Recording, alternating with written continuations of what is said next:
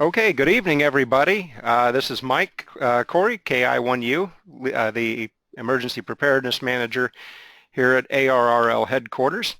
Good evening to everybody and welcome to the 2016 Atlantic Hurricane Season webinar, sponsored by ARRL, and with special thanks to our presenters tonight from WX4NHC Amateur Radio at the National Hurricane Center, VoIP Weather and Hurricane Net, Hurricane Watch Net, and the Canadian Hurricane Center. Just a few housekeeping items for tonight.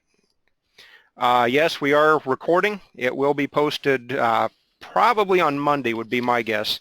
I don't know if we'll get to it tomorrow. We got to do a little processing of it afterwards. So look for it maybe on the League's YouTube channel sometime Monday. We'll try to take questions as we go. We always get more questions than we can answer in the time that we have, so we're going to try to take the best ones. We'll answer those as we go. I will show you the contact information for the presenters. That will also come up between presentations. So if you've got a question for one of the presenters and we don't get to it, just email them directly. They'll be happy to answer your question. So to introduce our presenters tonight, and this is the order you'll be seeing them in. First up is Bob Robichaud, VE1 MBR from the Canadian Hurricane Center. Bob works here at the center and is going to be providing us a meteorological overview of the 2016 Atlantic hurricane season. Next up will be Julio Ripoll, WD4R, the amateur radio coordinator at the National Hurricane Center. After Julio will be Sean Kutzko, KX9X, the League's media and PR manager. And after Sean, Rob Macedo, KD1CY, VoIP Hurricane Net, and VoIP Weather Net.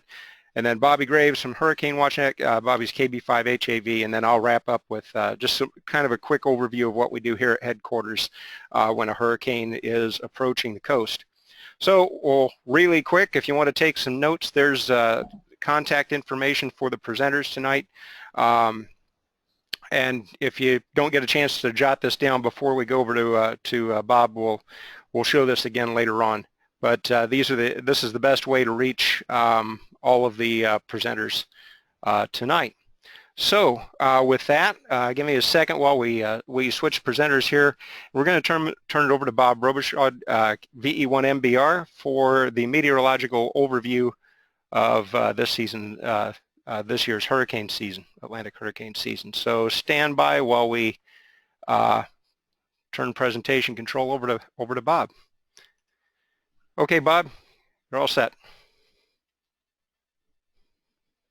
All right, thanks, Mike. So as you see my presentation here, and as Mike mentioned, I'm just going to provide a quick update on where we are so far with the 2016 hurricane season, and you know, how it compares to where we should be for this time in the season, and kind of give you an outlook for what's expected for the rest of the hurricane season. So again, this is what I'm going to talk about, just the current situation right now in the tropics as we stand tonight, where we are so far. Look at some of the factors influencing this hurricane season in particular, and then we'll look out to 2 weeks and beyond. So this, I'm going to focus mostly on the Atlantic, but I'll give you just a brief picture of what things look like in the Pacific as well, because that's a little bit more active than the Atlantic so far this year. We have in the Northeast Pacific, we have Tropical Storm Estelle right now, and Tropical Storm Frank that just developed earlier today, and Tropical Depression 8E, and then Darby is also on its way towards Hawaii, so they will have to probably contend with a tropical storm over the weekend. Over in the Atlantic, not much in the way of activity right now. We have a frontal system that gave some thunder showers, thunderstorms, severe weather to the east coast of the U.S. and into Canada earlier this week. That's now out in the ocean right now. And then we have this area of cloudiness that's just to the west of Africa down there in the tropics, and I'll talk a little bit more about that in a few slides coming up here. But as of right now, no tropical storms in the Atlantic. So far, we've had 4 named storms this year. Alex was our first hurricane, and that actually occurred in the month of January, which is quite a rare event. To have a hurricane in the month of January, to have any kind of tropical system in the month of January. We had Bonnie that developed in early September, and also Colin that developed just before the start of hurricane season and kind of lasted into the start of hurricane season. And then we had Danielle that developed later on in the month of June. So we have 4 named storms so far, and 1 hurricane. So you can see in the last 10 years the average is about 2.7, and the average in the last 30 years between 81 and 2010, which is that 30-year average that we really look at, the average is 1.5 named storms up to this day, which is July 21st. So we're ahead of the curve here with respect to the number of storms. Most of these early season storms were fairly weak storms, so even though the number is high, a lot of these storms were weak and didn't really last a whole long time here. And as far as the hurricanes go, the average by this date in that 30 years is 0.4, so we're ahead of the game there with respect to where we should be, thanks to Alex back in January. And we've had no major hurricanes yet, so that's a good thing, but we'll look at the forecast for later on for the rest of hurricane season. So typically we get about 0.6 tropical storms or named storms that develop in June. Typically we get about 1 storm in the month of July. That's kind of the average for that 30-year period. And then you can see in August, September, things really start to get going average-wise. So in a few weeks here, we should start to see a bit more activity here in the Atlantic. Some of the factors influencing the season this year, you can see that over the tropical Atlantic here. Let me just get my pen. Over this part, I'll change colors here. Over this part of the Atlantic, what we call the main development region, water temperature is fairly warm, but in the western part of the subtropical Atlantic and in the Gulf of Mexico, water is extremely warm. It's basically record warm water in the Gulf of Mexico and even off the southeast coast of the United States. So very warm water there as we head into the heart of hurricane season. Let me just get rid of my pen here.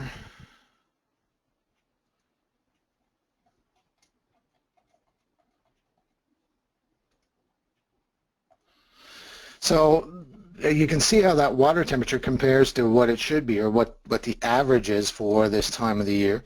And you can see that it's about 1 degree to 2 degrees Celsius above what it should be, or compared to the average. So there's quite a bit of warm water out there, which is what hurricanes thrive on.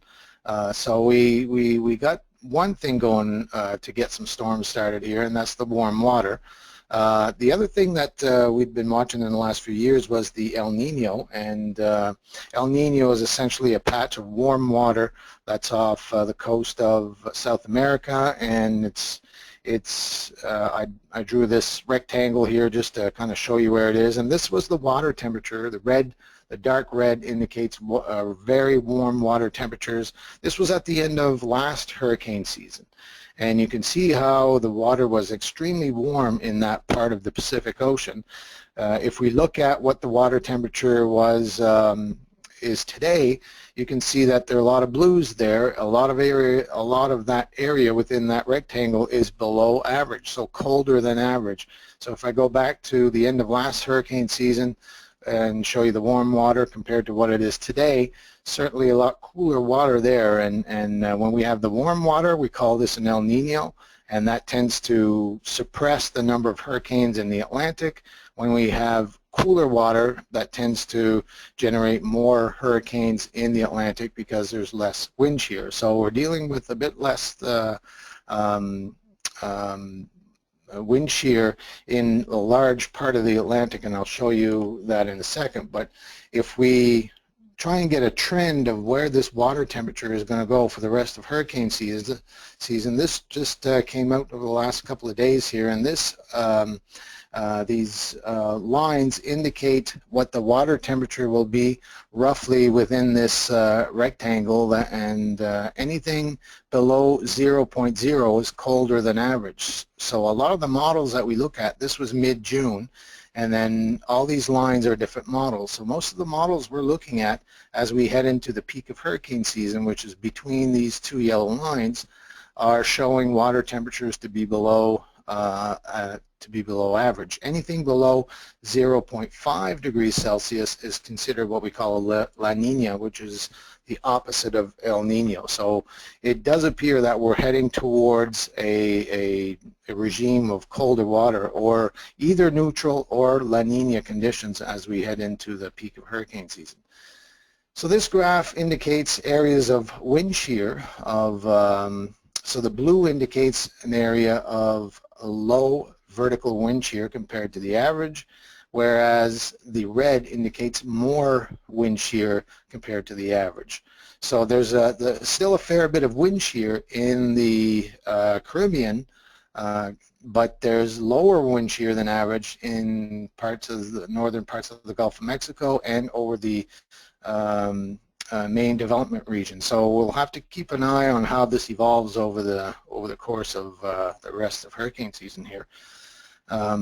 So just to sum up, the water temperatures are very warm in the Gulf of Mexico and the western tropical Atlantic, and wind shear over the last month or so has averaged higher than normal in the Caribbean, while it's been lower over much of the rest of the tropical Atlantic.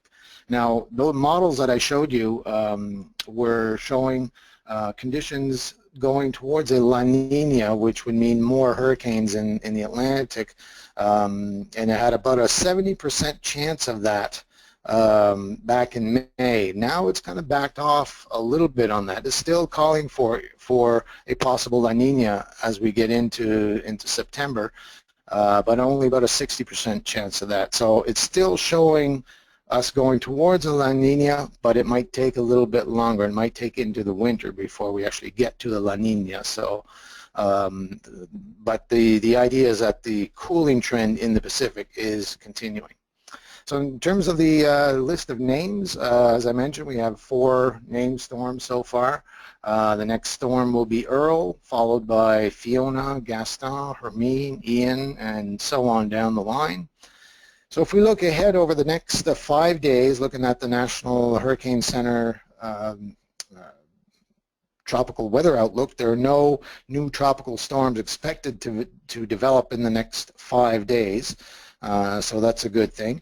This is another product that kind of shows you areas of potential development over the next 2 weeks. And if we look at, this was issued on July 19th.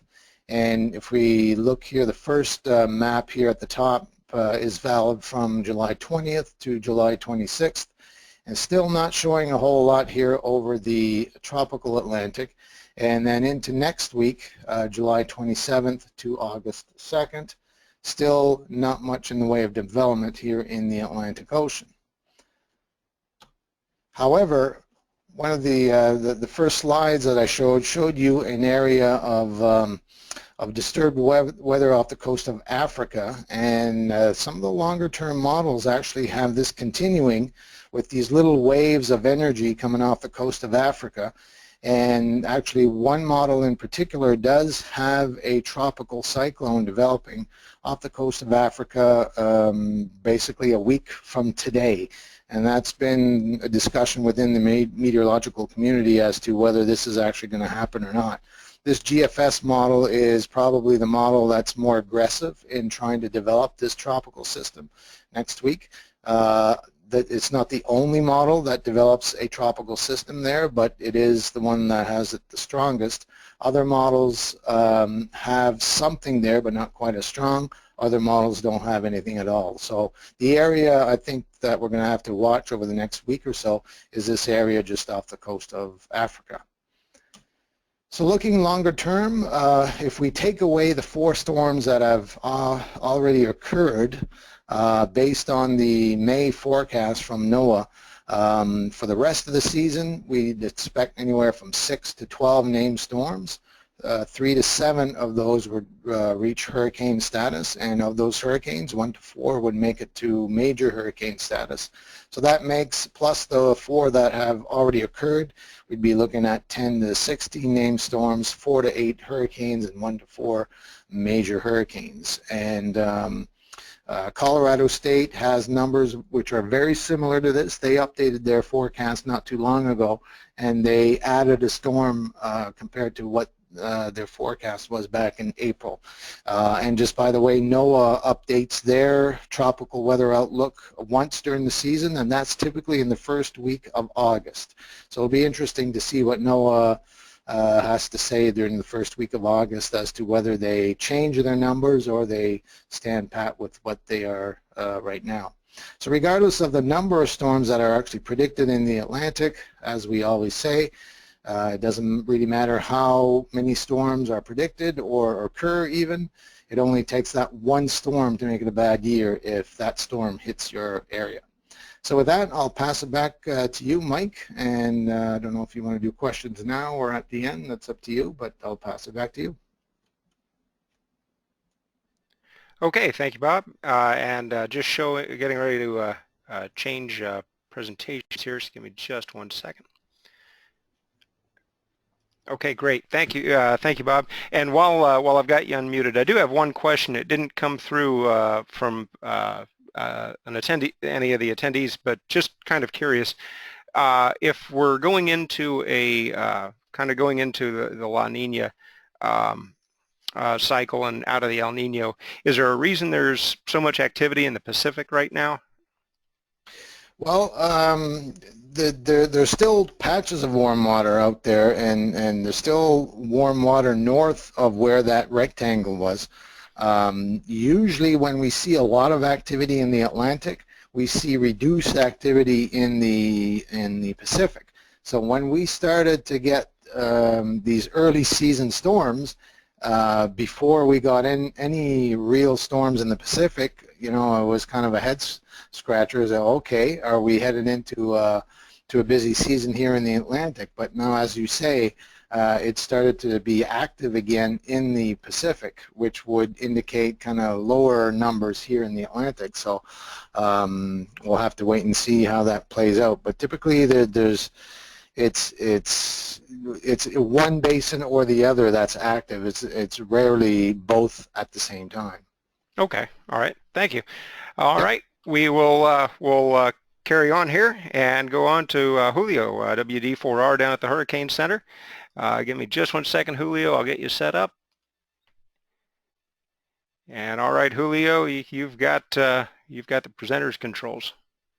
Let me unmute you first. All right, there you go. Very good. Can you see my slide? Yep, looks good. Very good. Well, good evening, everybody, and thank you for attending the ARRL's Hurricane webinar this year.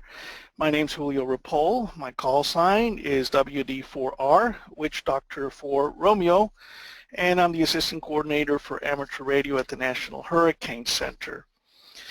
And last year we had a total of about 11 tropical cyclones, 4 were hurricanes, 2 reached major hurricane strength.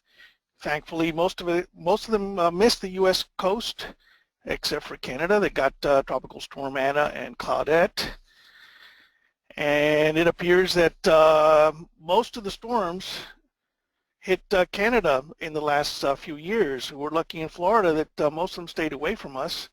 And Bob, VE1 MBR for the Canadian Hurricane Center was very busy. And we were thankful that we were able to communicate directly with him from the National Hurricane Center on the VoIP Hurricane Net right during Hurricane Arthur in 2014. So what is our season looking like right now? Well, right now we're very lucky. It's extremely quiet out there, except for that little blob coming off of Africa that Bob mentioned. Statistically, Florida gets the most landfalls.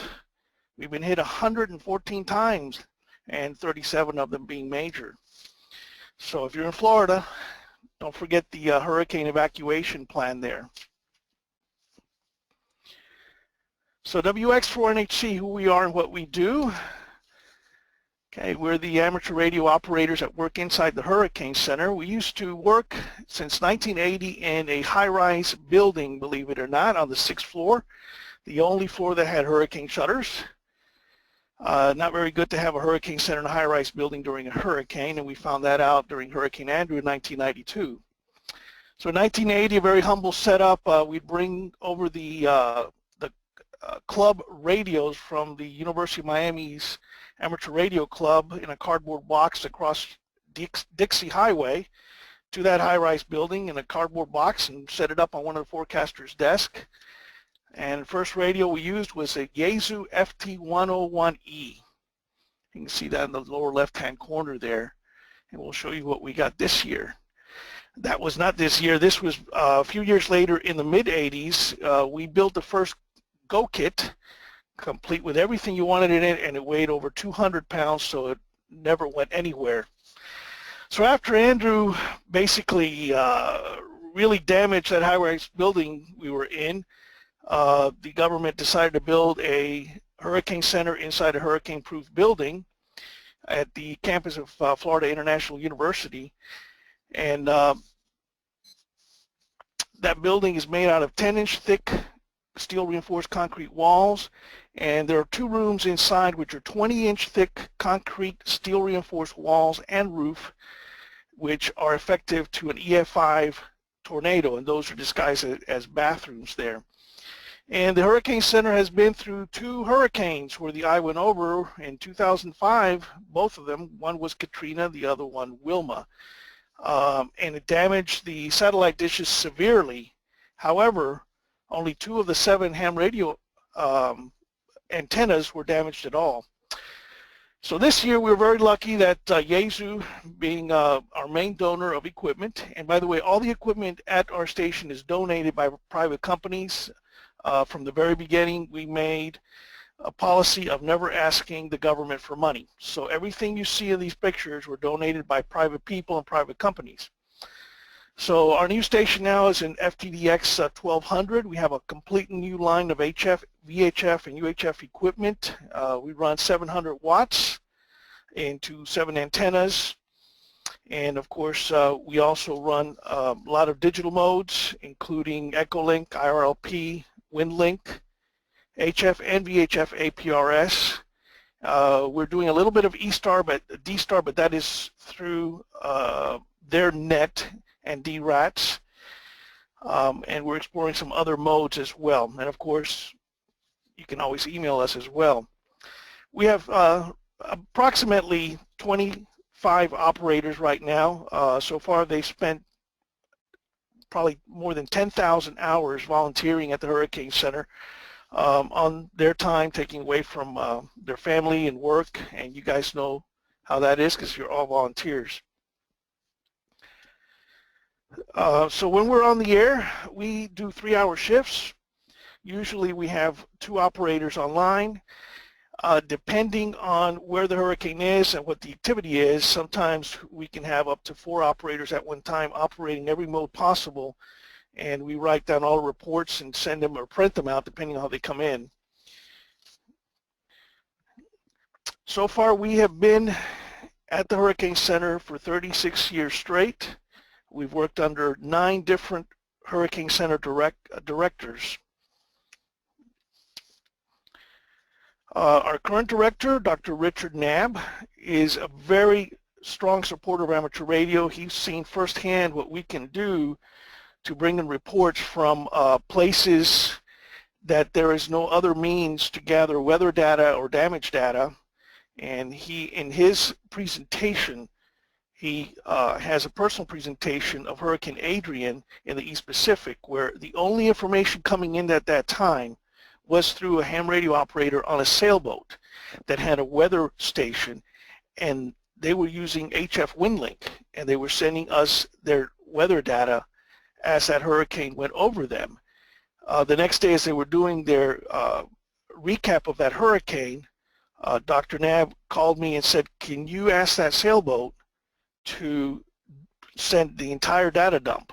And believe it or not, within 24 hours, that sailboat sent a file with the entire 24-hour data dump. And then Dr. Nab made an announcement. They actually changed the track of the hurricane and landed it in a different country, and all due to that sailboat data. So what are our purposes and goals? Well, basically, collect weather data, which we call surface reports, from hurricane-affected areas in real time, and they are used by the hurricane forecasters to fill in all the gaps between their satellite and hurricane reconnaissance airplane and other land-based weather stations. And sometimes there are no weather stations between spaces where the hurricane makes landfall. We also provide emergency backup communications for the Hurricane Center if we get hit directly in Miami. We've done that a few times, and we have strategic frequencies with all the local agencies here. Provide hurricane advisories over ham radio. And you think in this day and age everybody's got the internet, everybody can get their information online. Well, not true. We had a station one time in the Yucatan, I believe it was during Hurricane Michelle, and we were relaying the hurricane advisories through the Hurricane Watch Net. And that station came back and said, this is the only information we have in the area, and we were relaying to the only AM broadcast station there, which is broadcasting to all the small fishing villages along the coast. And lastly, to enhance and promote the accuracy and availability of weather data surface reports, basically we're encouraging all the hams to buy some weather instruments, put them up, train on them, and then that way you can come back and give us some accurate wind measurements and barometric pressure measurements. And of course, our mission is to help save lives, which is everybody that is here listening to this shares that in common. So how can ham radio operators help during hurricane season? Well, you see from this graph, we need your help to get all the input, and you can get it to us in many different ways. The Hurricane Watch Net is one, VoIP is another. On our website, you'll find some of the detailed frequencies and modes that we use. We can't be everywhere at the same time, but if you try any one of these, I'm sure you can get to us and give us your information, or if you need to ask us for information, we can relay that to you. From the very beginning that we were in existence, we collaborated with the Hurricane Watch Net, that's on HF, on 14.325 megahertz, and that net has been our supporters for almost every hurricane, and we very much appreciate all of their hard work. And Bobby Graves will give you a complete recap on what they do and how they do it. And secondly, since about 2004, we partnered with the VoIP Hurricane Net, which is a very unique net which uses both digital and VHF modes to combine Echolink, ARRL, and there's some other digital modes that are now coming into play at the same time. And Rob Macedo, KD1CY, will give you details on that. One curious thing, and we were talking about VoIP being only a local type of thing, and it's not. It's nationwide and international, and as an example, during Hurricane Ivan in 2004, when it made landfall in Grenada Island, Clem from St. Lucia was relaying all the data he heard on their local 40-meter net when we had no propagation to them from the States. So he took all the reports live from Grenada and got it on the VoIP net because he was in St. Lucia and wasn't affected by that hurricane greatly, and that was then relayed to us, and that was the only means of getting information. So, you know, one way or another, it's great to get the information. We also sponsor the Citizens Weather Observers Program, and that's basically for hams, the APRS WeatherNet. And if you go to our website, there's a free program you can download depending on your weather station. If it's a Davis or a Pete Brothers, they can connect directly, and Beacon your weather data every 10 or 15 minutes to the NOAA's Mesonet website. And we do use that many times. We'll go in and select the weather station that's in the path and get the weather data, of course, until the anemometer blows off their pipe or they lose power completely. These are just a few examples of some of the surface reports and the forms that we use at the Hurricane Center. We do have an online form, and here again, this is not just for hams, but anybody that's a weather enthusiast or anybody that's in the affected area and still has internet use, you can input all your data in here. It directly prints out at our station, and we review it. We review all reports going in before we give them to the hurricane forecasters, and we're basically right across the hallway from the main Hurricane Center room where you see on TV all of the monitors and all that, and we're right on the other side. And basically we walk in the reports. We have amateur radio has their own dedicated clipboard. When it's something important, we bring attention to it. When it's something that's major as far as damage or flooding or storm surge, we also have the FEMA liaison office to the White House right across from our hallway there. This is a form that's also available on our website that you can use as a checklist. You can fill it in. This is what we use when we have live reports over HF. We fill that in by hand and bring it in to the hurricane room.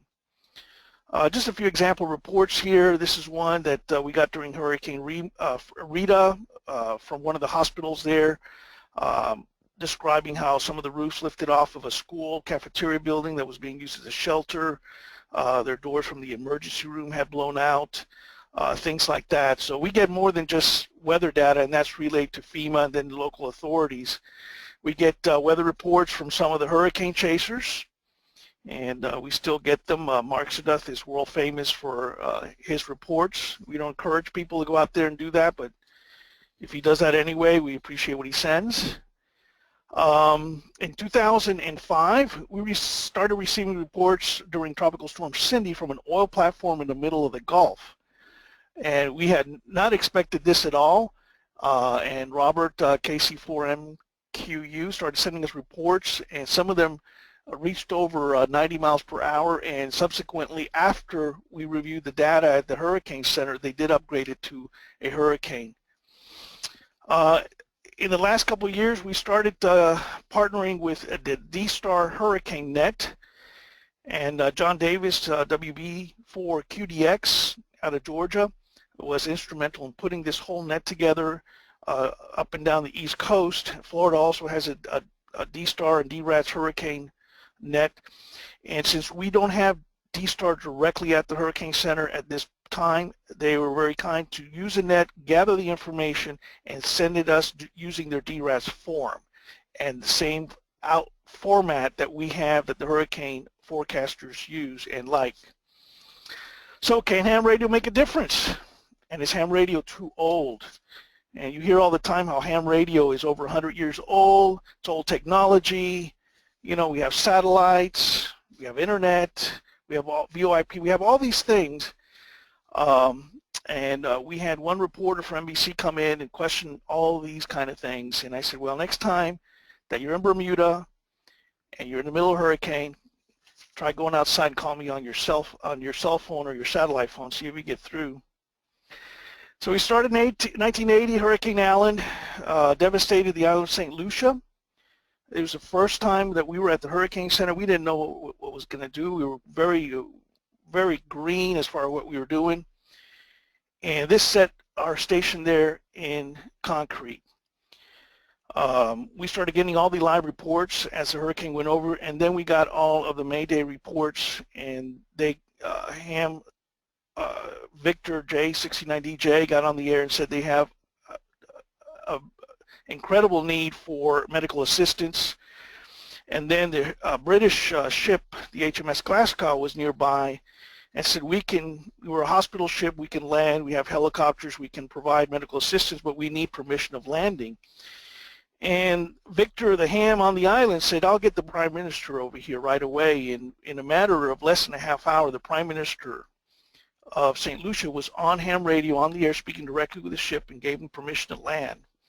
and later on it affected Brownsville. And then here, of course, the hurricane, which set a landmark in time in South Florida, one that I experienced firsthand, was Hurricane Andrew in 1992. That one destroyed or severely damaged 300,000 homes, more than half of them losing their roofs. Mine, I lost my roof on the east side, half of the roof, and everything caved in. It was a nasty day, nasty morning. Over 200 ham volunteers worked day and night for weeks after Andrew, providing communications, interoperability between all the different agencies and the military and helicopters and ambulances, which couldn't communicate directly to each other at that time. And you can see it was just devastating there. Some places 10 years later still didn't recover. So we go back to how can ham radio make a difference, and here's one example, which is 1998 Hurricane George. The island was clouded over, and it was nighttime, and hurricane forecaster Lixian Avila came into the ham radio room and said, "Can you find someone in the most eastern point of Cuba?" You know, and I looked at him, I said, well, it's, you know, you can't really just dial somebody up. I mean, if they happen to be there, and just our luck, there happened to be a ham in the most eastern point of Cuba, a city called Punta Este, which is eastern point, and he was screaming into his microphone, and I asked him, I said, please give me your wind reports. And he says, I'm standing on my chair with water flooding the house. Started giving me his wind speed report, and Lixian said, I don't care about the wind speed, give me the direction, because he knew where geographically he was. And at the last transmission that ham made, he kept repeating, del sur, del sur, del sur, from the south. And Lixian ran out of the room, and I didn't know what happened. But then he was on, Max Mayfield got on the 11 o'clock news. He says, we have corrected the track of Hurricane George due to a ham radio report. Now that we have the track, it's actually just north of the point, eastern point of Cuba. And knowing where the eye was during that point really helped them with their forecasting. Another one was Hurricane Michelle. Ham radio played a key role in this one after it crossed the Isle of Youth and Cuba. The backside of the eye opened up, and on satellite stuff it didn't look like it had an eye, but there was a sailboat in the small island of Harbor Cay in the Bahamas that was reporting 100-mile-an-hour winds from their sailboat. Max Mayfield talked directly to them and then later called the Bahama authorities and kept the status of that hurricane and the status of the hurricane warning. And Max later explained that even though they didn't have a visible eye image on satellite, the momentum and mass of the wind was what kept that wind going at 100 miles per hour. Even though the satellites couldn't see it, the ham radio on the sailboat was measuring it. So here's one example of the credit ham radio operators get at the Hurricane Center. And you can see Stacy Stewart in his conclusion for Hurricane Ivan. And he puts down there amateur radio, ham radio operators throughout the Caribbean region, and those working as part of the National Hurricane Center's WX4NHC and the Hurricane WatchNet team were indispensable in providing critical reports as Ivan moved across the Windward Islands and across the Caribbean Sea. And this happened again during Hurricane Katrina in 2005, deadliest hurricane since the 1928 Florida Okeechobee hurricane. Hurricane Katrina killed 1,833 people and cost $108 billion in damages, more than Hurricane Andrew in 1992. And ham radio made a big difference there too, as we were on the air for 6 hours communicating directly with the National Hurricane Center's office in Slidell, Louisiana, which had lost all their conventional communications. Ham radio was the only link left available. And we stayed on while Hurricane Katrina made landfall directly over them, and they gave us some wind reports. And then later we stayed on with them to help their 41 National Weather Service staff at Slidell to get their health and welfare and communications to their families, which were sheltered nearby. And this year we were privileged to attend the Hurricane Awareness Tour in Naples, Florida. If you ever get the opportunity, and if it's ever nearby, I highly recommend it. It was incredible to be able to get a personal tour of the Hurricane Hunter aircraft. This time they didn't have the P-3s there, they had the C-130, and they had their Gulfstream jet, and we got, and I'm not saying just we, everybody that came there got to speak to all of the crew, and the crew personally escorted everyone through the airplanes, explained the equipment and what they do. And it was something I highly recommend. So why do we volunteer? Well, I think I'm preaching to the choir because everybody listening here are dedicated volunteers. And hurricanes don't choose countries because of their political status, economic status, or religion, or race. They're indiscriminate. They hurt young and old. And I'm going to share a story from our Haiti mission that we did back in 2010. And this story, this is a situation report that was sent via HF WinLink by George Rydell and one EZZ, which on Team 4 down in Port-au-Prince, Haiti at the University of Miami Field Hospital. He writes, I attended a birthday party for a 3-year-old at the field hospital. It was about midnight. A bunch of trauma nurses stopped by and asked me if you can come and join the party and help us find some clean toys. So we went out and went to the supply tent first and found a bunch of clean donated toys and took her these toys. The mother in the pink shirt is the little girl's mother, and that was the little girl who has lost her leg during the earthquake. But she was very happy to see what they did. So, and George writes, I must fess up, when I got back to my tent, I cried. So that's why we do what we do. And I appreciate everybody who helps us at the Hurricane Center, helps the Hurricane Watch Net, the VoIP Net, all the different teams. So thank you very much. Go ahead, Mike.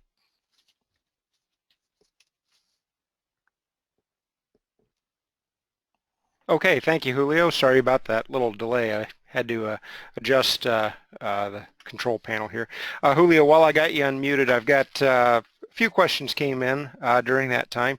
And before I get to that, I'll echo what Julio said on the Hurricane, the Hunter aircraft tour. If you do get a chance to check that out sometime, definitely do. I got to see them when they were in Massachusetts a few years ago, and it's really an impressive display that they very kindly bring around so everybody can see it. Julio, can you talk a little bit about how you're using APRS there at WX4NHC? And I'm kind of particularly curious about the 30-meter use of APRS. If you can just give us a quick little in-depth on that. Well, the APRS, we use WinAPRS software, and we have a map there, and we see all the stations that beacon the weather and other data in there.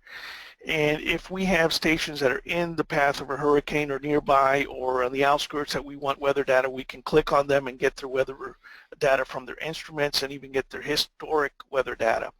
You can also send us messages direct. For instance, during our hurricane, our annual station test, we did exchange one-to-one messages using HF APRS.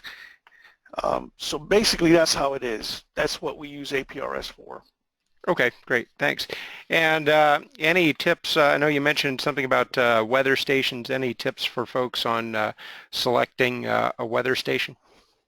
Well, we're not allowed to promote any specific station because of where we're located in the government. We can't promote a specific commercial company.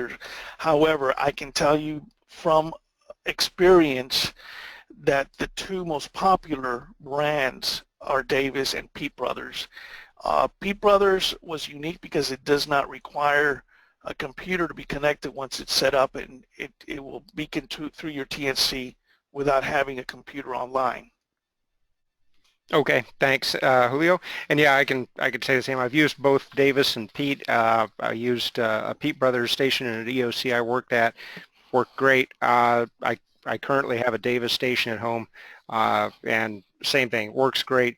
For the person that asked that question, you also may look at check out the new edition of the storm spotting book that the league sells. There is a section in there on choosing a weather station. And finally, Julio, before I let you go, I have to ask, when's Dr. Knapp getting his license? Well, he was very excited about it, both for him and his son. And I'm glad that the ARRL presented him with the study guide, so now he's committed. Okay. So he promises that it'll be right after this hurricane season. Okay, fair enough. We'll let him slide through the hurricane season. All right. Thank you, Julio.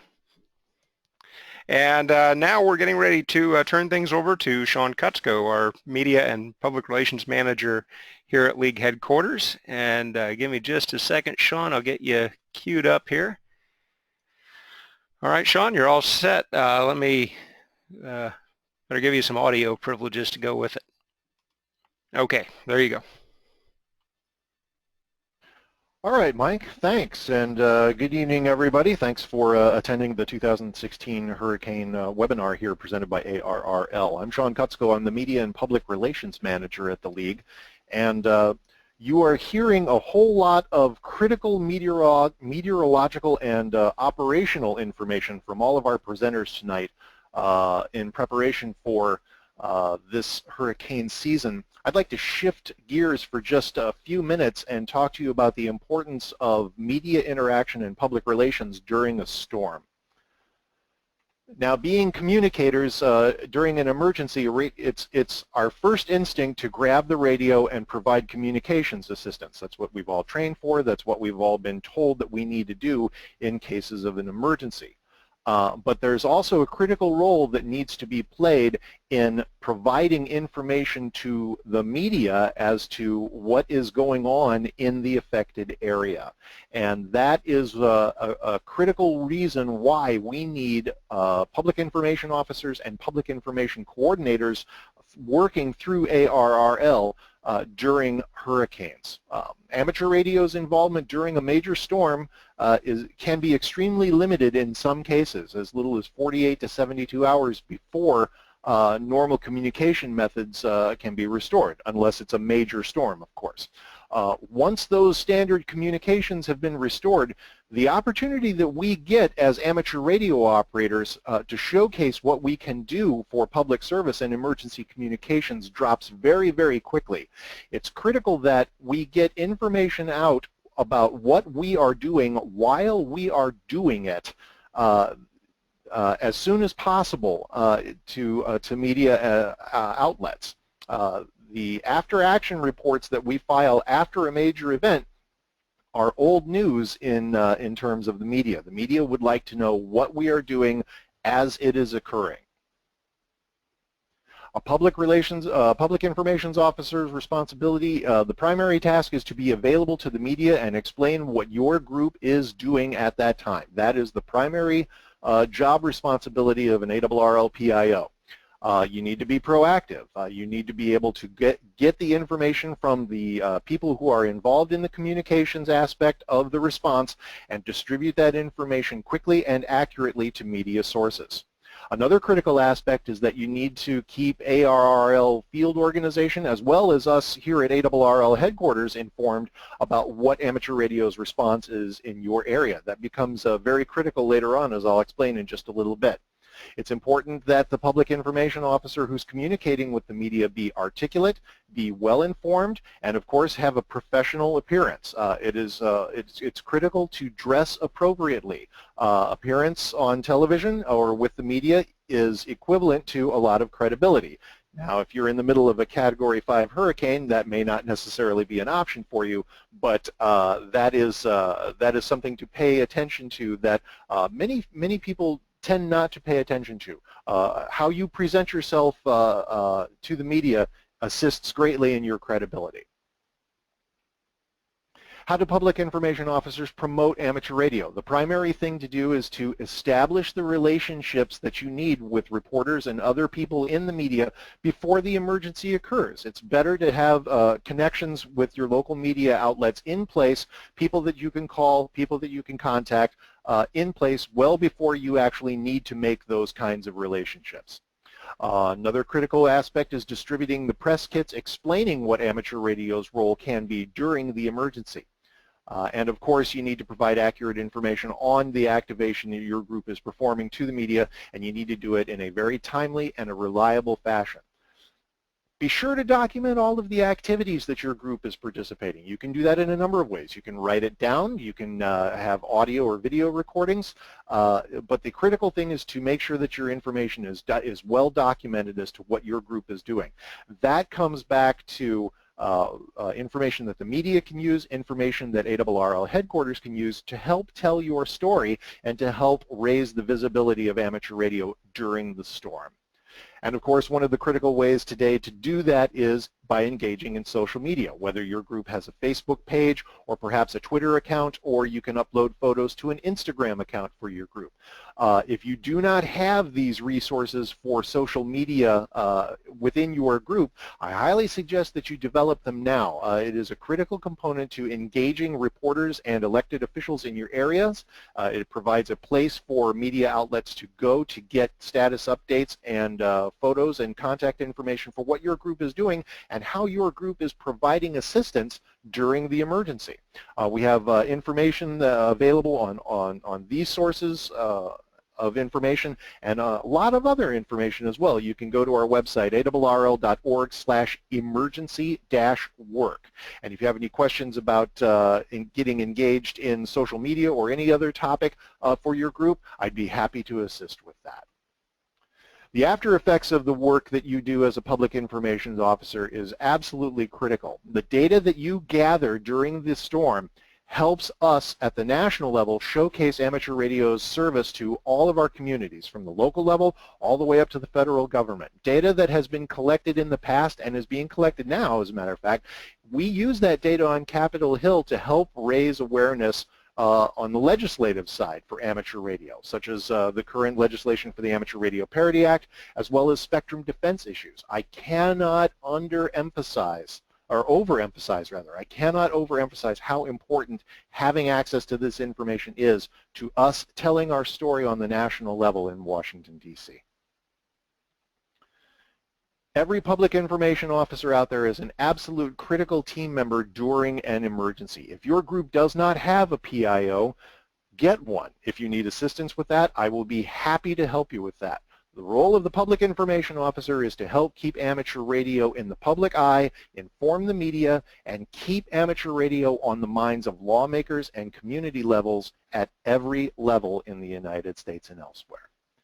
If you have any questions, again, my name is Sean Kutzko. I would be happy to talk with you. You can email me at skutzko@arrl.org. My phone number is 860-594-0328. You can also follow us on Twitter at ARRL_PR. Anything I can do for you, by all means, just reach out to me. I'd be happy to help. Thanks. Okay, thank you, Sean. And before we turn it over to the next presenter, we do have one really good question here for you. Somebody was asking about how the ARRL PIO, say in a local area, how they would best interface with, say, an emergency management PIO working within the ICS structure. Any advice on that? I would say just make sure that you interact with them as personally as you possibly can. Share information as best as possible, and provide as many resources. Share those resources as best as you can during the emergency situation. Good advice. And typically in any big situation, even in the ICS structure, you're going to have multiple PIOs sometimes, because every agency is going to have one. The hospital will have a PIO, the sheriff's department may have a PIO. Get together, coordinate your activities. That's the thing. When you got a bunch of PIOs going, make sure everybody's following the same sheet of music, and and don't be surprised if the PIO in the ICS structure says, I'm that one voice. you know, sometimes you just have to, you know, kind of hand the reins over and going, all right, you got it. So the best thing is just simple coordination with the other PIOs that are involved, whether it's one or a dozen. Okay, moving right along, we're going to go to, thank you, Sean, for that, by the way, and we're going to move along to Rob, KD1CY, with VoIP Weather and Hurricane Net. Rob, it's over to you, and you should have audio. There you go. Yes, I'm unmuted, and I should be showing my screen now, and we will get started. So it's great again to be with everybody for another hurricane webinar. I'm going to give an overview on the VoIP Hurricane Net, and then I want to talk a little bit about some topics we raised earlier this year in the Hurricane Conference, just about Skywarn and overview for tropical systems, because we get some pretty strong systems that are not hurricanes. You know, they've weakened to tropical storms, or they could be post-tropical cyclones that really should still merit a local or regional Skywarn response for their local and regional weather service forecast offices and so forth. And I want to talk a little bit about that, because that's also helpful for those scenarios when an actual hurricane does affect your coastal area. But first we'll start off with the VoIP Hurricane Net. I've been the Director of Ops for the VoIP Hurricane Net since 2005, got involved with the net in 2004. We're here to provide assistance to WX4NHC, the amateur radio station at the National Hurricane Center, with real-time measured weather data and damage reports. Again, giving that view of situational awareness, disaster intelligence, for the Hurricane Center and other significant entities like FEMA. Could be different state emergency management. Sometimes we've had different weather service forecast offices or state emergency operation centers on the system monitoring for information. Reporting criteria is very similar to the Skywarn reporting criteria. It's also posted on our VoIP WXNet website. A means for interoperability between different agencies. That's another thing that gets accomplished through our net. Liaison to other net operations. Sometimes we'll have folks that utilize Echolink and IRLP but want to keep their net separate, but we will connect in with them, grab reports when appropriate, and then bring them back to our net. Other cases, they'll have their net right on the system or work with us to be net control on the net and work with the folks in the local area. Just depends on the area that we're working with. We disseminate the Hurricane Center advisories and updates, and we're on the Echolink star WX Talk star conference node 7203, IRLP reflector 9219, and we do have backup systems. The Weather Talk system is up 24/7. If there's ever a need for a local or regional Skywarn group to use the system for nets, it is available for folks when needed if they want to utilize Echolink and IRLP for those activities. We generally activate when WX4NHC activates, and we have either Echolink or IRLP stations in the area or just any other way to gather information for the Hurricane Center. We've had some very good luck in the last few years working with people on the stormkrib.com storm blogger website, including some that were actually amateur radio operators that post on the site, and other means, even social media like Twitter and Facebook, trying to look for and gather information and bring that into the net. As FEMA Director Fugate has mentioned in the past, amateur radio is the original form of social media. We're also, I think, best equipped to handle a lot of that information, relay it, and let folks have that knowledge that they can then work to corroborate or utilize as valid information if it is well corroborated. So just another way that we can get our work done and provide value to our agencies. We will self-activate our net in cases where we have a tropical system that rapidly intensifies to a hurricane unexpectedly. We had a couple of cases of that in the last 10 years or so. It was back in 2005 with Hurricane Emily.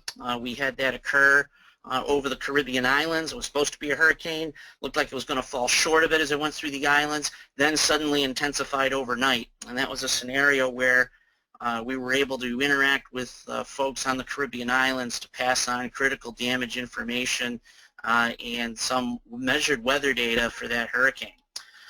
We will also activate when any other agency would like us to activate the net for a hurricane scenario. So that's our kind of high-level activation policy.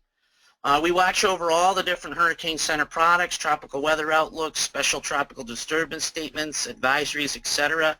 And as the system gets close to land, and if it has the potential to threaten an area as a hurricane, we will coordinate with Julio and his team. And it's a great team that we have of the different entities within the nets. Bobby, we'll all kind of coordinate what are our plans for our different nets, and sometimes they are different because for example, on HF, as Bobby will explain, they can get out and cover some of the maritime stations. We're focused more on the land areas, but we all kind of talk about what our activation and net plans are together as a, we're separate entities, but we coordinate with one another, which I think is fantastic. If a system unexpectedly intensifies, I mentioned Hurricane Emily, there's been a couple of other examples over the years, we've activated our net to forward in information.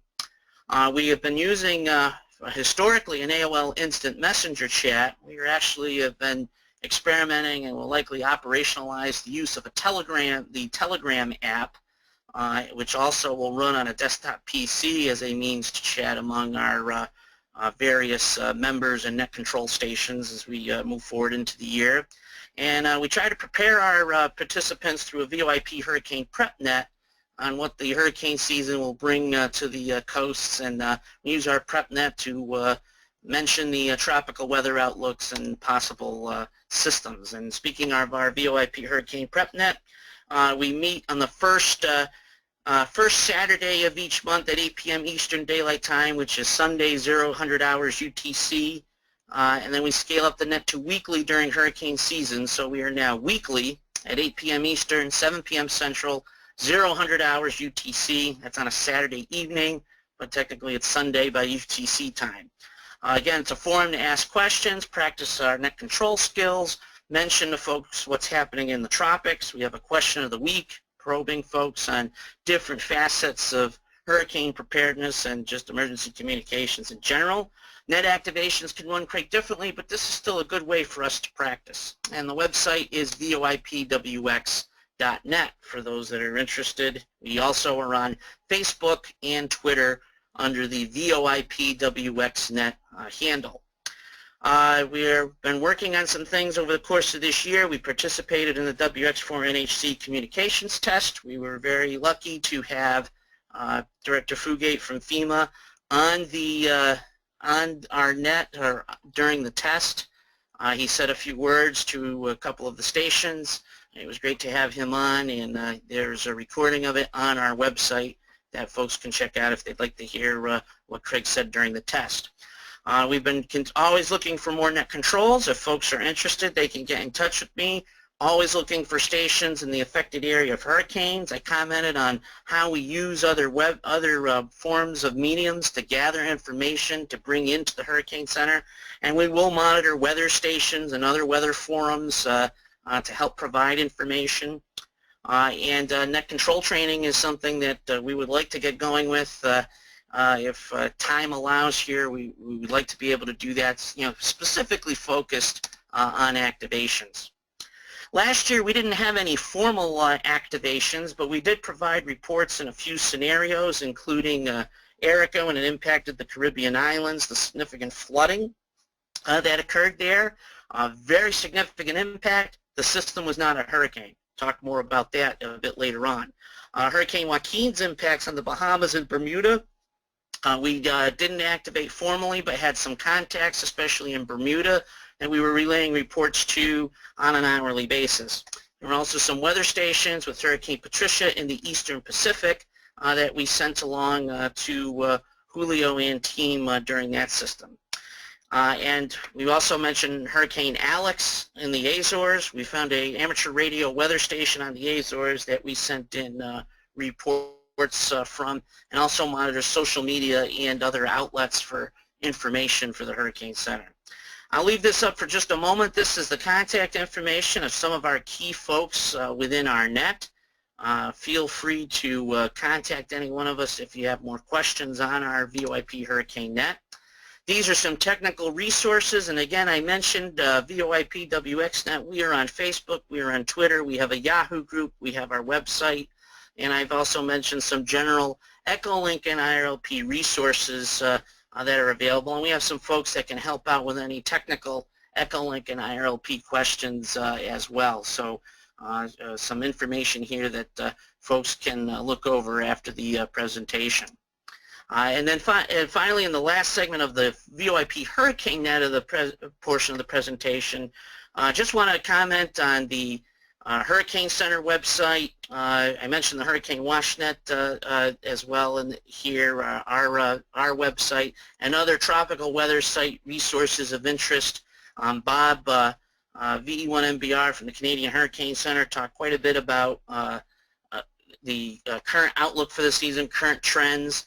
Some of these links here can help you stay abreast of the latest seasonal hurricane outlooks, latest tropical advisories, preparedness info from the Hurricane Center, and so forth. So some links again for folks to review off presentation. And so now I want to talk a little bit about best practices in Skywarn from a tropical and post-tropical system perspective. So here's some credits for a number of folks that put together photos, and I have some graphics from the HurrAVac Hurricane Tracking Program that we put in here. You know, we talk about hurricanes a lot. They cause the activation of WX4NHC, the Hurricane Watch Net, the VoIP Hurricane Net, and obviously very important that we have a lot of folks that funnel the information through their local and regional nets and then into our net, so everybody can have a same operational picture of what damage and what weather conditions are going on out there, as well as providing that communications when all else fails. But I think a lot of times the key role is that situational awareness, all that information that's going on from the meteorological perspective and from a damage and infrastructure perspective. We, you know, you look at it though, we have a lot of weaker tropical systems that can pose a myriad of threats that should not be overlooked and should prompt Skywarn activations at a local level, a regional level for local National Weather Service forecast offices. You know, despite the hurricane nets being active, if you're a Skywarn coordinator for your local county or local area or your regional area or for your weather service office, you know, we have found that, you know, we have tropical systems that are tropical storms or post-tropical systems that can cause certainly significant enough damage for Skywarn activations and could even still prompt an ARRL response. So don't let your guard down if that hurricane is suddenly becoming a tropical storm. Sometimes because of different meteorological effects, those systems can become larger. They can cause other issues that are still going to merit a response. Some of our tropical storms that are of the max sustained winds of 65 or 70 miles per hour are not going to be much different from being affected by a Category 1 hurricane. Sometimes with tropical systems, other weather features can still trigger significant weather events even though the direct impacts of the tropical system may be several hundred miles offshore. And we'll talk about a couple of examples there. And I mentioned the system transitioning from a tropical to a post-tropical system can still cause issues that are going to prompt at least a Skywarn response and possibly an ARRL response. So we're going to look at several examples, and we've trimmed down the examples from the Hurricane Conference, but give a few examples, and just a reminder that these tropical storms, tropical depressions, post-tropical systems can have the threat for severe weather, including the smaller, weaker tornadoes and damaging wind threat, heavy rainfall for flooding, and coastal storm surge flooding. So for case number one, this was Charleston, South Carolina in the October 2015 floods. So Joaquin was very well offshore. Joaquin did not directly impact the United States, but a feed of moisture and interaction with a cold front brought historic rainfall to South Carolina. And this clearly was something that prompted a Skywarn response and could potentially prompt an ARRL response as well, given the extent of the flooding. And this is a scenario where, again, everybody was focused on Joaquin, but even though Joaquin did the wide right and affected directly Bermuda, Joaquin and the frontal interaction caused a U.S. impact, and it wasn't directly associated with the hurricane.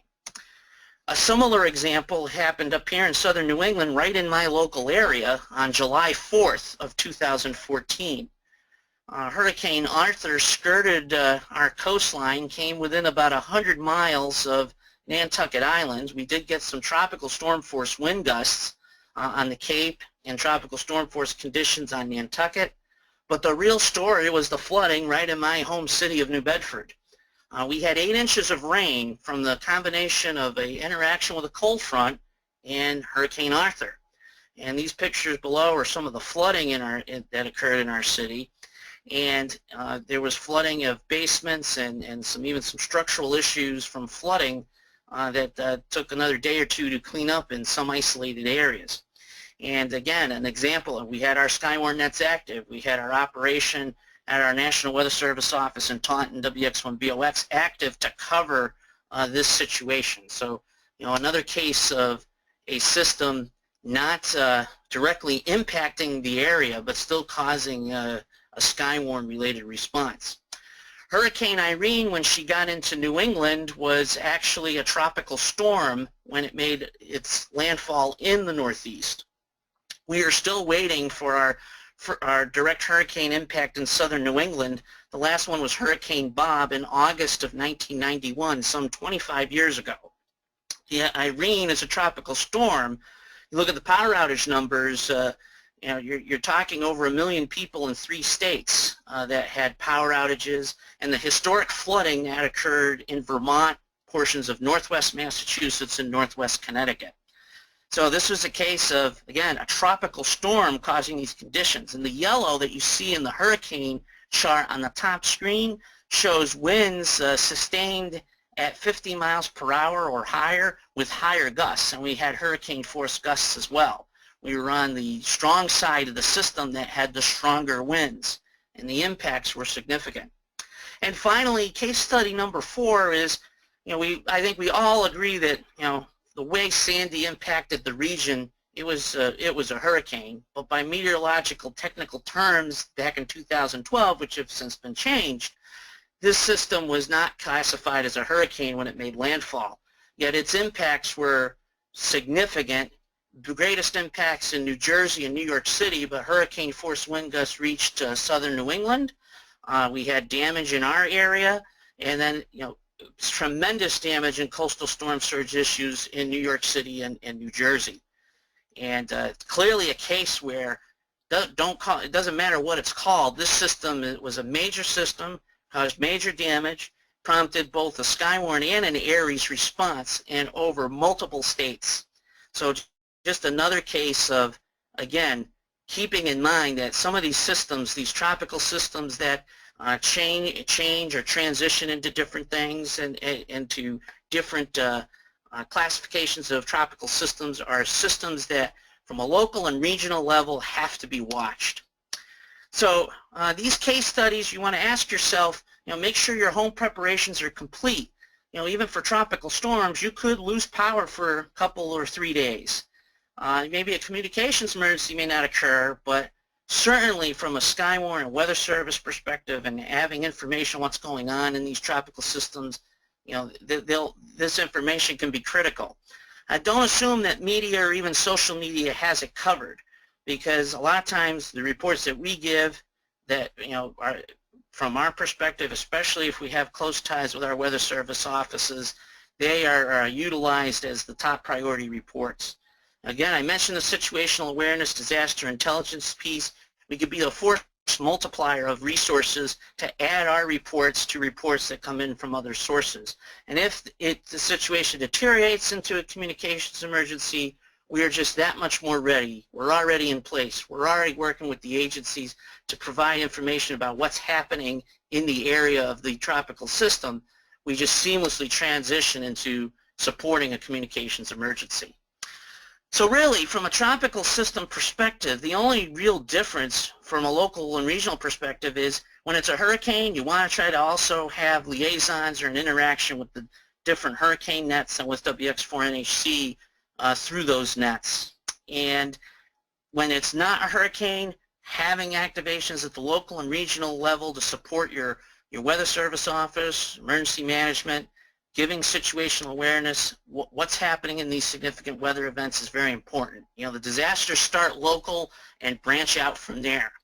So, you know, the only difference is, you know, in those hurricanes is that we're going to have these nets active from a national point of view.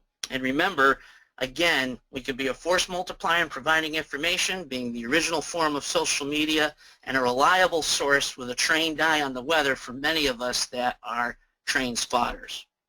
And so with that, that concludes my presentation. So I'll turn it over to Mike for any questions. Okay, thank you, Rob. Just taking the screen back here. Give me one moment. Oh, somehow we got back to the beginning. We won't do that. There we go. Got the contact. Thank you, Rob, and appreciate it. And I know a question came up. Somebody posed earlier about you know, how folks can be involved if you don't live in a hurricane area, and VoIP Hurricane VoIP WeatherNet is a great opportunity for that. You know, one that if you don't have the big HF station to get on 14.325 and really be loud and heard, you know, if you're going to have if you're out of the area, you've got internet connectivity, using the online amateur radio tools is also a great way to volunteer with this. And Rob brought up a good point. You know, just because you're outside the hurricane area doesn't mean that you're going to not be affected by it. Hurricane Ike, after it devastated Galveston and went into Texas, it maintained hurricane strength all the way to nearly Cincinnati, Ohio. So there, you know, a big hurricane like that can really have a long-lasting effect and not just be a hurricane event, but a Skywarn event, Aries event, and so on. All right, with that, we're going to turn it over to Bobby Graves, KB5HAV from Hurricane Watch Net, and he'll be our next to last one, then we'll wrap up.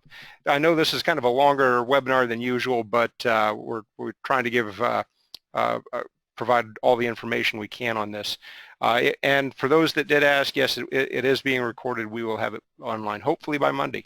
So with that, Bobby, you should have audio, and give me just a second and we'll get your screen live. Okay, should be all set. All righty, thanks a bunch. Let's see, I guess I should be online now. Well, appreciate you being there, Mike, and thanks for what you're doing with ARRL and Sean, and thanks to the ARRL for hosting this webinar tonight for the this Hurricane Atlantic season coming up. As Mike said, I am Bobby Graves, KB5HAV. I'm the net manager for the Hurricane Watch Net. I've been with the net since 2000. I served as assistant net manager from 2002 to 2006. And other than a brief time away from the net for some health reasons, I've been serving as the webmaster and web designer of our website, hwn.org, since 2000.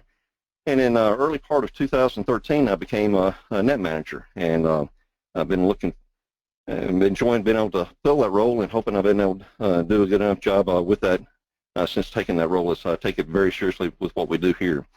The Hurricane Watch Net was established back in on Labor Day weekend of 1965 when Hurricane Betsy came coming across the Bahamas, across southern Florida and on into southeastern Louisiana.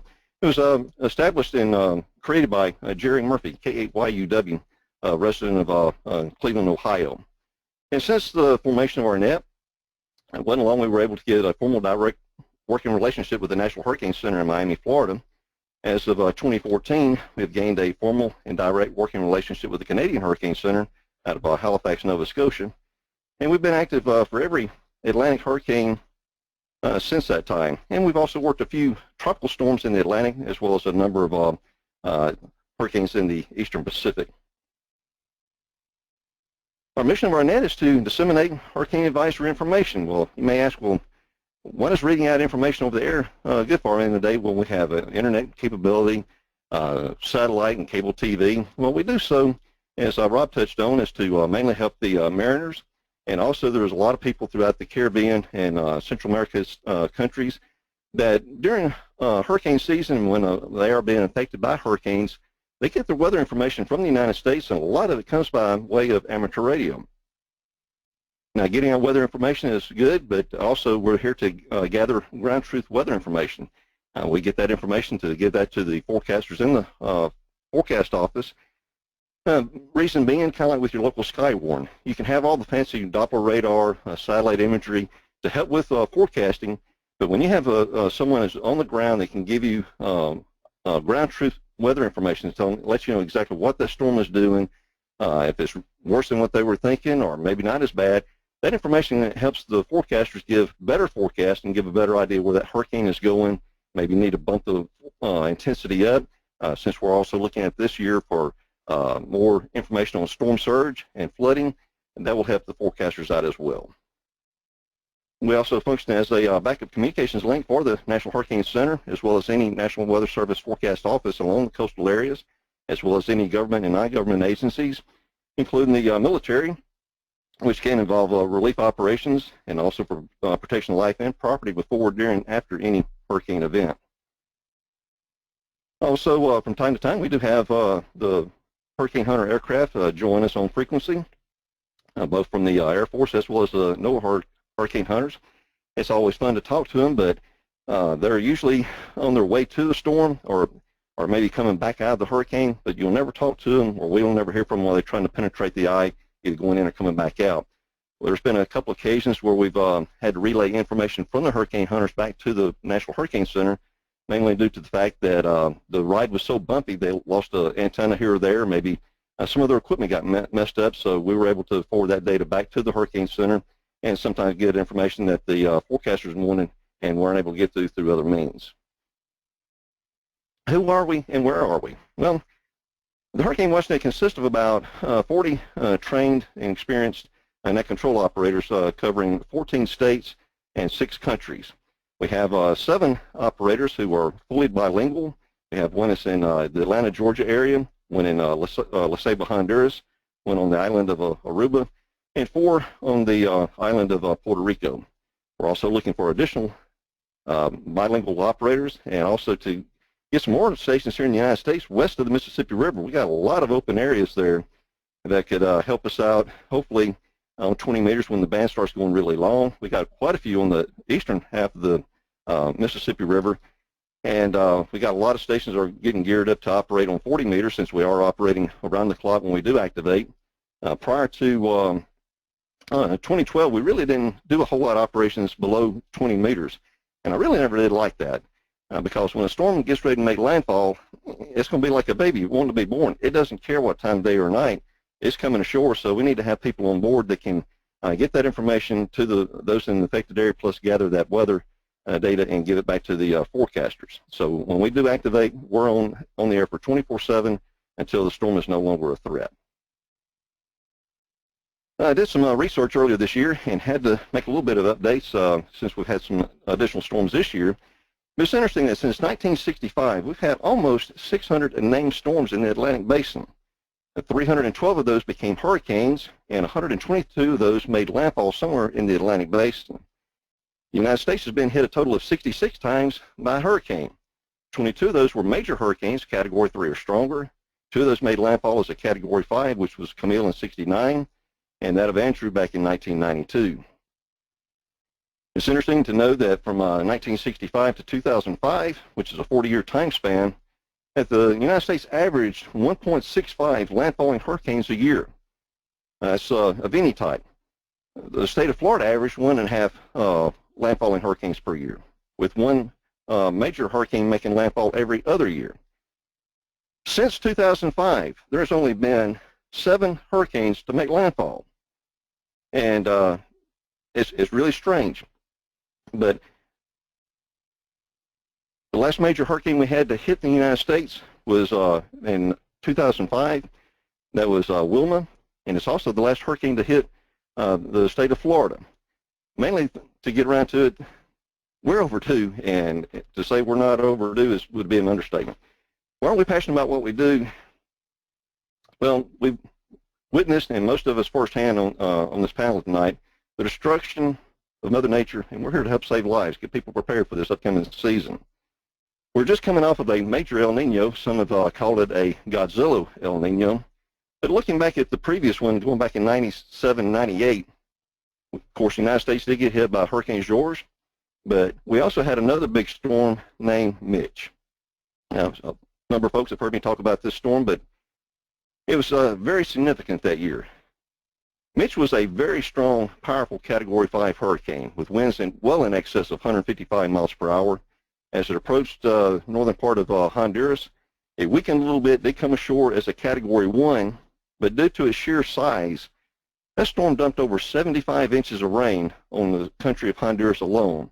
The resulting mudslides and flooding killed over 11,000 people. Let me say again, it killed over 11,000 people. Estimates go all the way up to at least 1,800, and that's not including people that died from the flooding and flash floods in Nicaragua and Guatemala. We've also seen the flooding caused by storms like Katrina going across New Orleans in 2005 and Isaac in 2012. You may be seeing this flooding here. You think, well, that's because of the levees flooded, broke down in 2005. Wrong. This was a snapshot after Hurricane Isaac went through as a Category 1 and one of the repaired levees failed. How powerful can storm surge be? Well, 2004 was a significant year. We had Hurricane Ivan. When it came across the island of Grand Cayman, it just literally devastated that island. And then later on come in and slammed right into the Pensacola, Florida area. And this is what it did to the Escambia Bay Bridge on Interstate I-10 in Pensacola. I don't know if you can see it or not. I'm going to get my pen out. But the bridge was knocked off the pylons. And in some of these areas, there should be 2 pylons there, but they're gone. Over here's part of a pylon gone, and that's just a small section of it. Now, why an 18-wheeler was out on the bridge with Category 4 winds, I don't know, but he did not survive. We've also seen the flooding caused by Superstorm Sandy when it hit the coast of New Jersey. We've also seen a combination of storm surge and 100-mile-per-hour plus winds as it hit the Gulf Coast of Mississippi. This is what was left of portions of Gulfport, Mississippi. Now, hurricanes don't have to make landfall to cause havoc, as Rob touched on just a moment ago. This is a satellite image of Hurricane Joaquin. Now, this storm had us going for a few days, and of course, wasn't able to get a whole lot of information out of the Bahamas. We had a couple stations, but not as many as we've heard from in the past. But this storm went from a Category 1 to Category 4 in less than 24 hours. Right off the coast of Cat Island, and no, Crooked Island, and it was also the same area where the motor vessel or cargo vessel El Faro went down, killing all 33 people on board. Now, as this system moved a little bit toward the north, it was interacting with a frontal boundary coming across the southeastern United States, which shoved the storm on out to sea, but it pulled in a lot of moisture off of Joaquin into that frontal boundary and dumped it on top of South Carolina, causing flooding there that they hadn't seen in a long, long time. So how can I prepare for this upcoming season? Well, everyone needs a family emergency plan. If you live in a hurricane-prone area and the time comes for you to evacuate, you don't want to have time to worry about what do I need to take. Because you start panicking and you'll fool around and leave things behind that you don't need to. So there's a quick checklist of here of just simple things you need to keep on hand, like cash, traveler's checks. Keep a copy of insurance policies. If you happen to your home is in an area that's hit by a hurricane, you try to go back, it may not be there. So by having a copy of your insurance policies, working with your agent, help you get on top of things. The same way with medical records. You may not be able to go back home. You may not have a doctor's office there to go to. So having copies of your medical records help you get to a newer physician can help go a long ways. Basic emergency supply kit like water, non-perishable foods to keep on hand, batteries and fast lights, a battery-powered radio, so you can keep up with what's going on locally with local emergency news. You may see one there on the bottom for local maps. Now you're thinking, why in the world do you want to have a map? You know, I know this area like the back of my hand.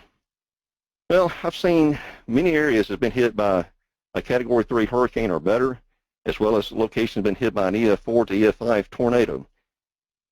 Places are just leveled. I mean, you cannot make heads or tails of what anything is because there's no landmark, nothing you can identify as to where you actually are. I mean, the roads are there, they're maybe covered up, but you can still get through, but you don't really not sure where you are. So having a copy of a map, nowadays people using GPS, but GPS may not be working. So having a copy of a map for your local area can help out in many ways. Where can I find some of this information? On our website, hwn.org. You can find a lot of this information on the middle of the screen where it says Outreach and Education. We have a link there called Prepare. You can click on that link, and there's a section for FEMA where you can got a lot of links there to get some of this information and a lot more there. Also, while you're on the website, you may want to check and sign up for our tropical weather emails. This is a service we've had going now for 17 years, a free service. And what you'll do with this, you'll be able to get the tropical weather outlook for the 3 different, whatever basin you sign up for. That comes out 4 times daily. If there is a active storm in that region for that basin you signed up for, you'll get that 4 times daily. And what happens is when the forecasters type up those reports or those bulletins, as soon as they hit their send button on their computer, within just a few seconds, it goes out on your email, and you'll have that in your inbox.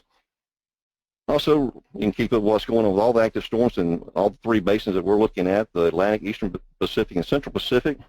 When we are active on there, we do have our presence for where you can click to get live streaming audio. We do have a presence on Facebook, and we also just recently added a YouTube channel. So we're hoping to start adding some more programming and information there. Before we activate our net, we always issue data on the networks of 14300. That is the Intercon net in the morning, and from noon until 10 p.m. Eastern Time daily, that's the Maritime Mobile Service Net. With the Maritime Net, they get out weather information at the bottom of each hour, and of course, anytime a mariner needs specific weather for their location, we always have weather for them. When we do get ready to activate, we also issue notices to all the daily users that we can reach out as best we can for those on 14325, as well as 7.268 megahertz. There's a lot of folks that operate those frequencies, and we definitely appreciate them allowing us to have the use of those so we can help people who are in the affected areas. We also send out information to the International Boat Watch Net.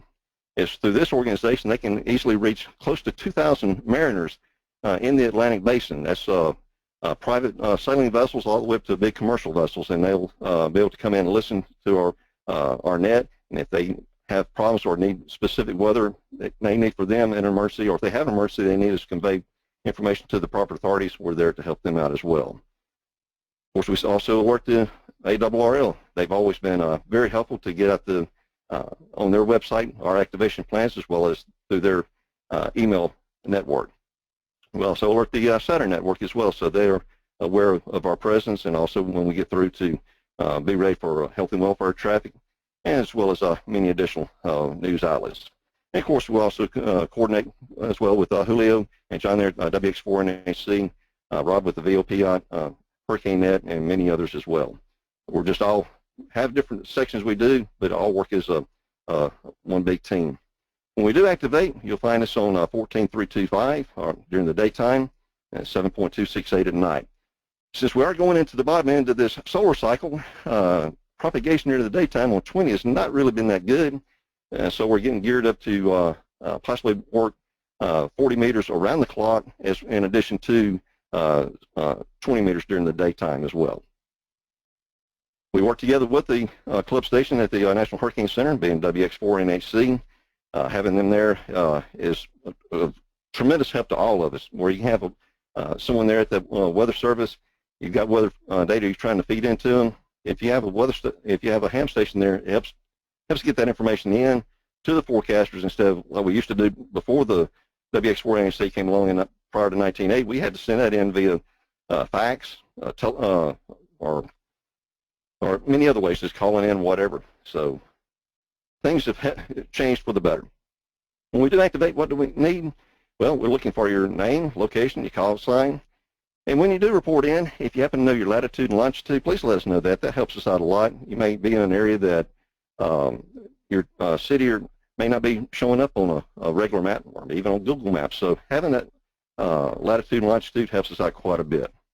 We're also looking to know if your weather data is measured or estimated. We'll take either one. We do prefer measured. Helps out a lot. We're looking for wind speed, wind gust, and wind direction.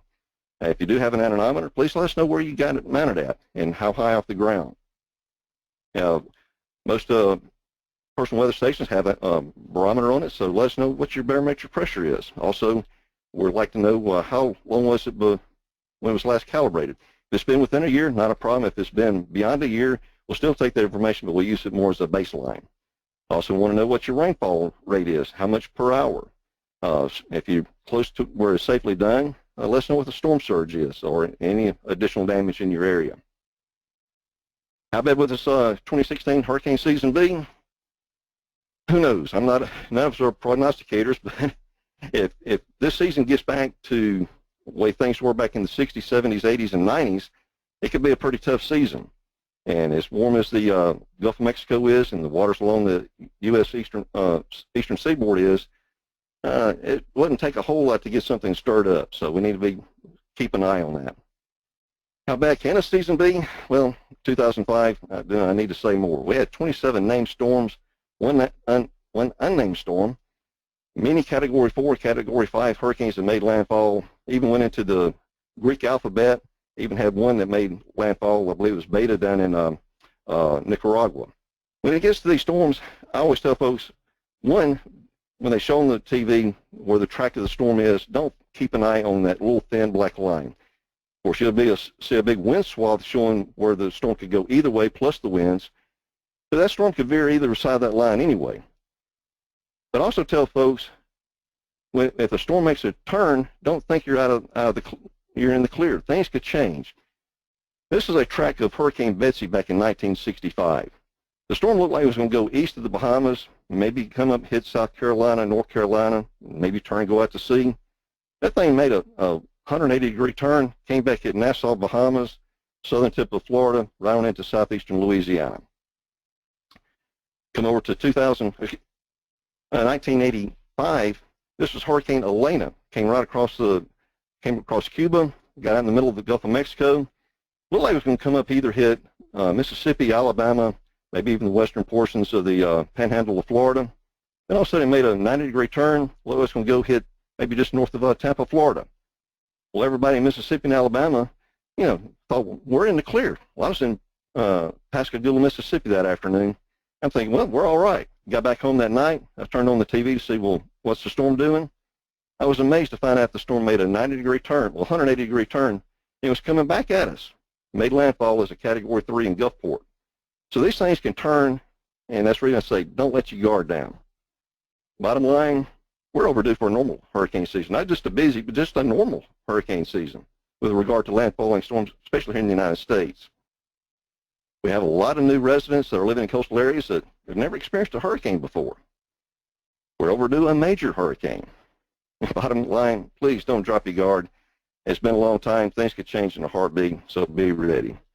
Hurricane preparedness is all about saving lives and getting people ready before the storm. And we appreciate your time. Okay, thank you, Bobby. And very good. Even though Murphy did manage to raise his head a little bit during the show, that's it happens. Okay, we're going to wrap up here. Thank you all for hanging in with us. I know this is a long one, but thanks again for being on the call tonight. And we're going to wrap up here, a really quick rundown of what happens here at headquarters when there's a hurricane. And as Bobby mentioned, and everybody is kind of hit on the point, we are, all of us involved in this, in the amateur radio response to a hurricane. We see ourselves as a team. We've got different functions. We do different things, but we all coordinate and work together. So with that, very quickly, we're going to go over the headquarters response during a hurricane. The first thing I want to do is introduce you to a few folks. This is your emergency preparedness and field service team here at headquarters. I'm there on the left. Ken Bailey, the emergency preparedness assistant, They're in the middle. Anybody that's taken an EC1 course has dealt with Ken. And many of you know Steve Ewald, WV1X, who's been here at headquarters for many years working with the field org. So what to expect? First off, I get into a daily habit starting June 1, running through the end of the year on monitoring information out of the Hurricane Center. So we're keeping an eye on what is out there, what's developing, what might develop. When we start seeing something, we're going to start pinging folks, our section leadership in the areas that might get impacted. Typically, we'll get a conference call together if it looks like it's going to make landfall. We'll get section managers, SECs, PICs, served agency reps. We'll invite Julio and the guys down at the Hurricane Center, Rob, the rest of the team, to get on a conference call, start discussing what might be needed, what resources are available. We do quick situation reports, one from each section. What do you have? What do you need? What have you got going? Latest information from headquarters, anything that needs to be known on our activities here. It's a lot of times it may sound like a canned message. Tell us what's going on, and don't wait until the last second if you need something. Usually once we know a hurricane is going to make landfall, we start sending out daily email briefs to these same folks, just kind of bullet points, things that are worth knowing. The one thing we always ask from folks, we have a cache of equipment here at headquarters. We also have equipment that's pre-deployed to some areas that can be utilized when local resources are used up. And this is HF gear, VHF gear, handhelds, and so on. It's called the HAMAID program. If you look on the League's website, you'll find more information about that. And the requests for this equipment go through your section manager. But we always say, don't wait till the last second. If the hurricane is making landfall and it's hitting the Mississippi Gulf Coast and you're in Biloxi and you're waist deep in water and you're calling us for an HF rig, it'll probably be after the hurricane passes before it gets there. We need to know ahead of time. It's better to ask us, get it, need it, or have it and not need it than need it and not have it. Requests for information. Occasionally we will ping specific areas asking for information. That's typically because we're getting those requests. Either Sean's getting them from the media or I'm getting them from our national partners. Reports from the SECs. Definitely we want to hear about this afterwards. You need to make sure it's included in your monthly reports. Also send us the after action reports because that really helps us get this big picture of what's working and what's not working. And staff here at headquarters and at W1AW. Thing to keep in mind, headquarters kind of operates under normal business hours from 8 to 5. So if you're calling headquarters at 9 o'clock at night and nobody's answering, that's probably why. So we also make sure we can make any adjustments to staff or to W1AW to help with the field org during landfall. So also here at headquarters is the headquarters emergency response team. Now this sounds like a bunch of folks with go kits ready to jump in a Black Hawk helicopter and deploy, but what it really is it's key staff here at headquarters that can make those adjustments to how we do our daily business here at headquarters so we can be more responsive to the field org during a large-scale emergency such as a hurricane. It's activated based on the information we're receiving from the field. We make the final call here because obviously only we know if we need to make any adjustments to the way we do things to meet those needs. So some of the things that we can provide from that team: PR and media support, conference call coordination, regulatory matters, because despite what you may have heard or read somewhere, the rules don't fly out the window when there's an emergency. Part 97 is still in play, so there are regulatory things you have to keep in mind. Sometimes it's just a question that may come up. Can we do this? And then we've got a regulatory manager that can help you with those. HAMAID request, which I've mentioned, and W1AW. W1AW has been put on the air for a lot of different activations. Hurricane Irene, most recently the Cascadia Rising exercise in the Pacific Northwest. We've checked into Saturn nets from W1AW. We also have a Mars and shares license. So W1AW is a resource that can be utilized in times of emergency. Situational awareness. This is a huge component, and Sean covered this very well earlier. We only know what you tell us and what others are telling us. We don't have the resources that you have being in the affected area. It also comes from national partners, national VOAD particularly. During Hurricane Sandy, national VOAD partners, there's about close to 60 organizations that are part of national VOAD. We'd get on conference calls, go right down the line. What do you have? What do you need? What are you doing? And it was amazing how many needs could be met through that coordination with our national partners there. And not just the VOADs, but FEMA, Red Cross, and others. Media, Sean's covered that pretty well. Social media, Twitter, Facebook. You know, if you've got if your Aries group or your club has got a presence on social media, make sure we're aware of that, because that's really helpful during a hurricane, that we can also be keeping an eye on those things, because we may be able to pick up stuff there as well. You know, the thing is we've got information hopefully coming in from a lot of different sources, but you know, keep in mind that we can get into an information overload, but so it's very beneficial for us if you can give us that quick snapshot from your perspective that paints the picture in a quick and effective manner. There are a few misconceptions. It used to be there was a declared communications emergency. The FCC would declare such a thing and establish a frequency in the amateur service as being dedicated for that. That doesn't happen anymore.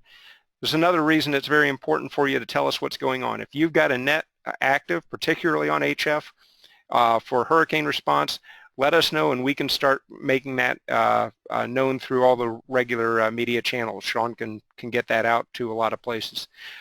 We just naturally do that, of course, when Hurricane Watch Net and WX4 NHC go active. The idea that HQ is operational. We're a resource for you. We're not operational. We don't issue orders. We don't dictate how your Aries group is going to respond to the hurricane. You're the operational side. We're here to support that. HQ is not staffed 24/7. I think I already covered that.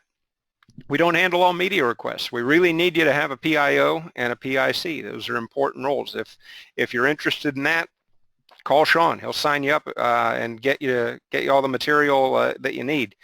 Actually, your section manager has a role in that as well, but Sean will make sure you've got all the resources you need to get going as a PIO and a PIC. Local and state VOAD conference calls. Local and state VOAD, we typically do not have somebody from headquarters on. We will forward that information to you. If we see, for example, during Hurricane Sandy, West Virginia had a VOAD call, we made sure that the West Virginia staff had the call-in information, and that we can accommodate last-second requests. We will do our best to help you out, but using Sandy as an example, as Sandy was making landfall, we had a request for equipment. Fortunately, we were able to fulfill it, but typically we would not. So any request you've got, you know, make sure you're getting it to us in a timely manner so we can do our best to fulfill it. That's the end of my slides. I'm going to back this up just a little bit, so if anybody didn't copy the contact information for all of us, there it is.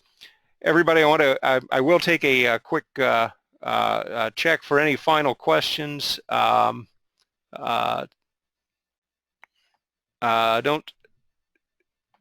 see any. Folks, thank you again so much for being part of this. Thank you for what you do in your volunteer service, and let's hope that this is a quiet hurricane season, but let's prepare for the worst and hope for the best. Thank you, everybody. Have a good night, and 73 from Newington. And thank you to the presenters for sharing your time tonight and your expertise. Join us, we'll be doing another training webinar Sunday, July 24th. Ward Silver, N0AX, the author of Hands-on Radio and a lot of other stuff. We'll be doing one on how to take contesting as a training opportunity. So should be an interesting webinar. Join us then, and keep an eye out. We'll have some more of these hopefully down the road. Thanks again, everybody. Good night. 73.